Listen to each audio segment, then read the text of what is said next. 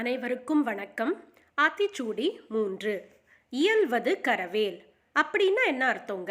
அப்படின்னா எவ்வளோ ஹெல்ப் நம்மளால முடிஞ்சதோ மற்றவங்களுக்கு நம்ம ஆஃபர் பண்ணணும், கொடுக்கணும், தயங்காமல் செய்யணும் அப்படின்னு தான் அர்த்தம். ஆத்திச்சூடியை ஒரு சின்ன கதை மூலயமா பெட்டராக புரிஞ்சுக்கலாமா? என்ன ஆச்சுன்னா, ஒரு கிராமத்தில் ஒரு காலத்தில் ஒரு முதியவர் வாழ்ந்து வந்தாராம். அவருக்கு அவரோட தோட்டம் ஒன்று பண்ணி வச்சிருந்தாராம். அந்த தோட்டத்தில் காய்கறிகள், பழங்கள், பூச்செடிகள்லாம் வளர்த்து வந்தாராம். ஒரு பெரிய புயல் வந்துதான்.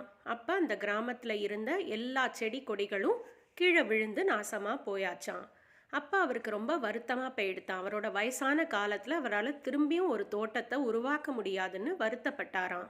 ஆனால் அந்த வருத்தத்துக்கு மருந்தா அந்த ஊர் சிறுவர்கள்லாம் அந்த தோட்டத்தை திரும்பியும் உருவாக்கி கொடுத்து அவருக்கு உதவி செஞ்சாங்களாம். இந்த ஒரு பண்பை தான் ஔவை மூதாட்டி இயல்வது கரவேல் அப்படின்னு நம்ம எல்லாருக்கும் சொல்லி கொடுத்துருக்காங்க. வணக்கம்.